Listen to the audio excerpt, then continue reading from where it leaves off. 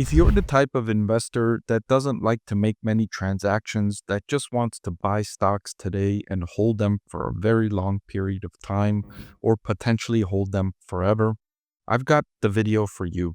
I'm going to highlight 5 growth stocks that you can buy now and hold for a very long time, potentially forever. And when I'm making a portfolio of 5 growth stocks to hold for a very long time, I'm prioritizing different factors than I would otherwise. I'm prioritizing sustainable competitive advantage. I'm prioritizing the ability to grow revenue and profits for a very long time. And I'm prioritizing diversification within the portfolio to reduce risks because I'm holding these stocks for a very long time. I'm not trading in and out of these investments. So I want these investments, the collection of these investments, the portfolio, to be withstanding against many various economic scenarios that could potentially happen over this very long period of time. That's what I've crafted here, a selection of 5 growth stocks that meet that criteria that I discussed earlier. I want to thank the Motley Fool for sponsoring this video. Visit fool.com/Parkev for the 10 best stocks to buy now. So the first growth stock that I would recommend for a portfolio for an extremely long-term investor is Netflix. Netflix has proven that it's the best-in-class streaming content service provider. It's already reached a massive scale and demonstrated the profitability it can earn at these large scale levels and the type of content production that keeps consumers coming back for more. Further, the streaming content business model has proven the more effective business model for content consumption, and consumers are continuously switching over and streaming more content than ever before. And streaming will continue to gain market share over cable connection and satellite TV connection. That's inevitable. It's just so much more convenient. So with Netflix, I can be confident that the company can sustain its competitive advantage and that the industry it operates inside will generate revenue growth as a tailwind for Netflix to continuously generate revenue growth for decades, if not longer, because of the factors impacting consumer behavior and what Netflix has been able to achieve on a company specific basis. Now, every content company is trying to copy what Netflix has created in the streaming content business model. Now, I mentioned valuation is not as important to me when I'm looking at the very long term, and Netflix is not a cheap stock. The market price is $1,185. The intrinsic value I calculated for Netflix is $900. So accounting for my margin of safety, I would say Netflix stock is slightly overvalued at these valuations. But if I'm looking at a very long-term investment, valuation is not my priority, and Netflix checks a lot of the other boxes that I look for in a very long-term investment. The next stock I will highlight is Amazon. Now, fortunately, Amazon stock is undervalued, trading at a market price of $200 compared to the intrinsic value I calculated at $242 a share. Amazon is the dominant e-commerce provider worldwide. Its business model has proven to be more effective than legacy methods of retail. And for the same reason that people are choosing streaming content consumption, people are choosing e-commerce shopping instead of shopping in person. Worldwide, the percentage of sales happening through e-commerce compared to in person continues to increase in favor of e-commerce. And I don't think that trend will change for decades. And in fact, I think worldwide, I wouldn't be surprised if almost 85% of sales happens online at maturity. And we're certainly not at maturity because in the United States, e-commerce sales as a percentage of overall sales is still around 20%. And so there's still a long runway of growth for the e-commerce industry, and Amazon is the most dominant in this category. It spent hundreds of billions of dollars building the fulfillment and logistics network. It'll be very difficult for anyone to match. Walmart is coming close, but anyone else is far, far behind.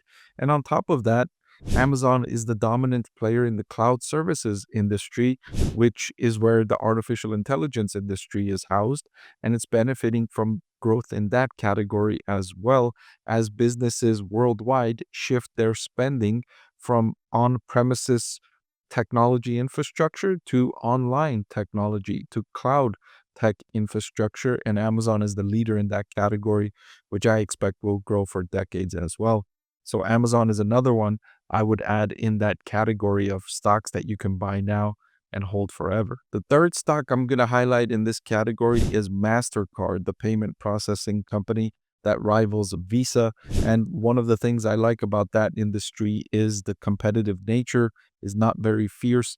They're not going head to head, lowering prices and hurting profits. And they've been competing with each other for decades on a relatively easy basis, not making things worse for each other. Meanwhile, MasterCard takes revenue as a percentage of transaction value. And so I expect inflation to continue increasing worldwide. I expect inflation will be a problem forever because governments worldwide, they like to spend money. Politicians like to spend money. They like to give things to the people that vote for them to convince them to stay in power. And that will create inflation forever. Inflation has been around for centuries.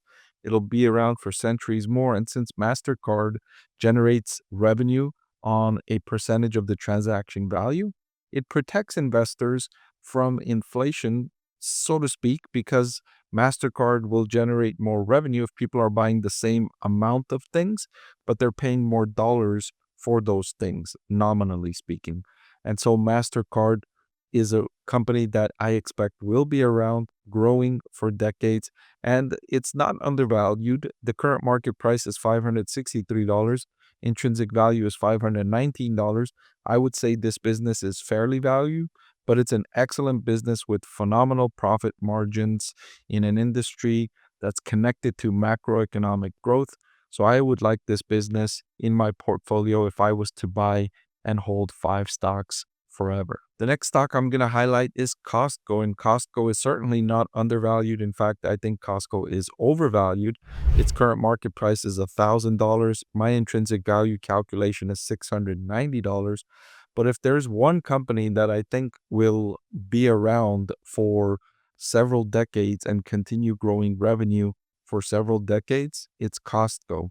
The company has an excellent ability to execute on its business model, which is to offer consumers a selection of items at very low prices if you buy them in bulk. And that business model has proven to be very lucrative for Costco. It's been able to generate over 90% customer retention, and it's a membership business model. People pay annual fees to have the privilege of shopping at Costco. And Costco still has less than 1,000 locations worldwide compared to like a Walmart that has over 10,000 locations worldwide. So Costco's opportunity for growth, I think, is large and can continue for decades. And in a portfolio with Amazon, it also offers investors a bit of diversification in that category of spending. If for some reason consumer spending doesn't shift to online as robustly as I expect it will over the next few decades, then Costco will benefit as a result because Costco is one of the few retailers that's been able to keep customers coming in their stores. It's found a way to keep customers coming back shopping in their stores, something that very few brick and mortar businesses in the world have been able to do in the previous decade as consumer shopping shifts to online shopping. And last but not least, Taiwan Semiconductor Manufacturing Company. Taiwan Semiconductor Manufacturing Company is the leading semiconductor manufacturing company in the world.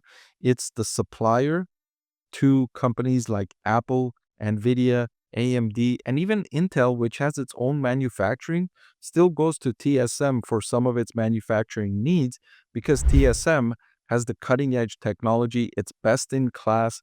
It's been able to generate very strong profit margins in a business category that's very difficult to execute that kind of profit margin.